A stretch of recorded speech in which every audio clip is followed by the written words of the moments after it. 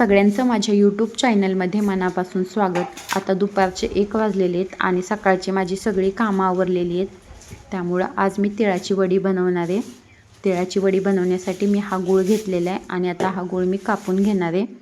ह्या वर्षी पावसाळा जसा भरपूर झाला तशी थंडी चांगलीच पडलेली आहे आणि आमच्याकडं आजूबाजूला सगळं भिजवलेलं असल्यामुळं आणि घराचं काम चालू आहे त्याच्यामुळं घरावरती 3 टाईम पाणी मारतात, त्याच्यामुळं भरपूरच थंडी वाजते।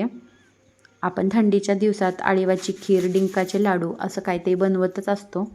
तर चला आज मी तिळाची वडी बनवणार आहे।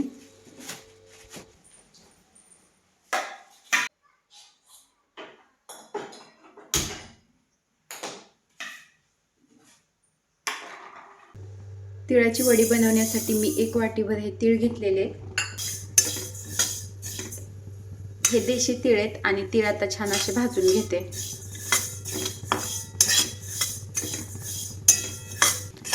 कढई तापलेलीच होती त्याच्यामुळे तीळ कढईमध्ये टाकल्यास लगेच वाजायला लागले। तीळ भाजताना ना हे बघा असे तडतड उडले छान असे ना, म्हणजे तीळ भाजले असं समजायचं। तीळ भाजायला अजिबात वेळ लागत नाही। हे आता तीळ भाजले गेलेले, छान असे भाजले गेलेले। कढई तापलेलीच होती त्याच्यामुळे लगेच भाजले गेलेले आणि जास्त भाजले गेले तर करपल्यासारखे लागतील, त्याच्यामुळे मी आता हे तीळ काढून घेते। त्यानंतर मी घेतलेले हे 1 वाटीभर शेंगदाणे। तिळाच्या वडीमध्ये मी शेंगदाणे घालणार आहेत, तर शेंगदाणे आता भाजून घेते। शेंगदाणे मी मध्यम गॅसवरती खरपूस असे भाजून घेतलेले। शेंगदाणे आता भाजलेले। इथं हे पोळपट आणि बेलणं आहे तर त्याला तूप लावून घेते। तूप बघा किती घट्ट झालेलं आहे, थंडीच भरपूर आहे त्यामुळे तूप घट्ट झालेलं आहे। तर ह्या पोळपट आणि बेलण्याला आहे ना असं हे तूप लावून घेते।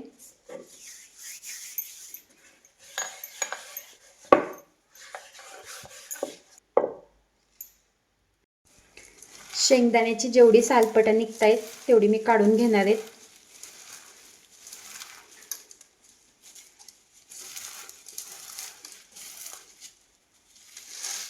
हे शेंगदाणे मी थोडेसे भरडच आहे ना मिक्सरमधून बारीक करून घेणार आहेत।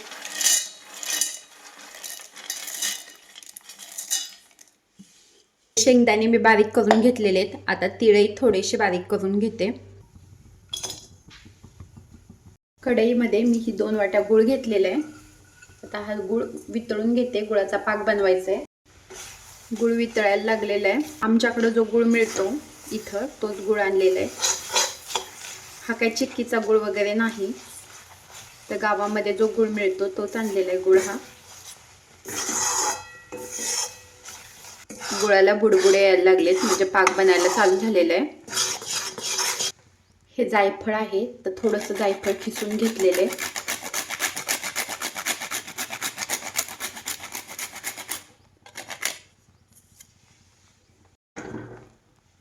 पाक बनला आहे की नाही हे पाहण्यासाठी मी 1 थेंब ना असा पाण्यामध्ये टाकलेला आहे।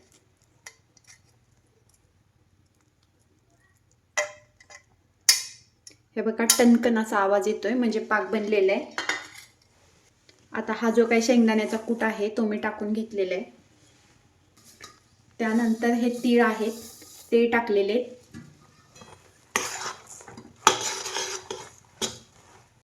ही वेलची पूड टाकलेली आहे।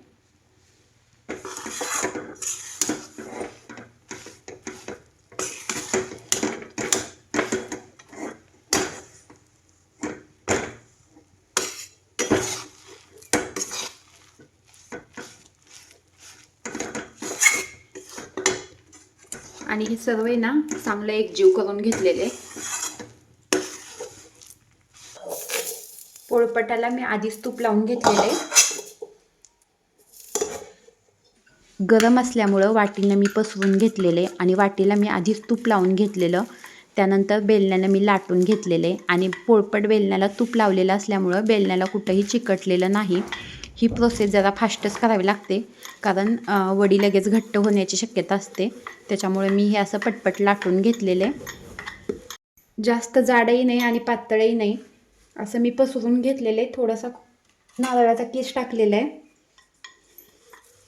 नारळाचा किस टाकायचा असेल तर टाकू शकता, नाही टाकला तरी चालतंय.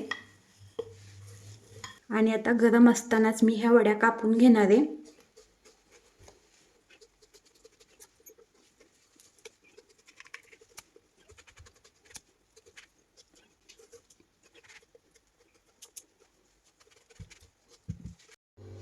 तिळाची वडी मी कापून घेतली आणि लगेच ही वडी तयार झालेली आहे. अगदी थोडा वेळ लागला वड्या व्हायला. तर ह्या वड्या तयार झालेल्या आहेत आणि हे बघा लगेचच ह्या वड्या सगळ्या निघत आहेत. एकदम अशा घट्ट झालेल्या आहेत आणि सगळ्या वड्या लगेच निघत आहेत. हे बघा थोडा वेळ लागतो अगदी ही तिळाची वडी व्हायला आणि पटकन होते.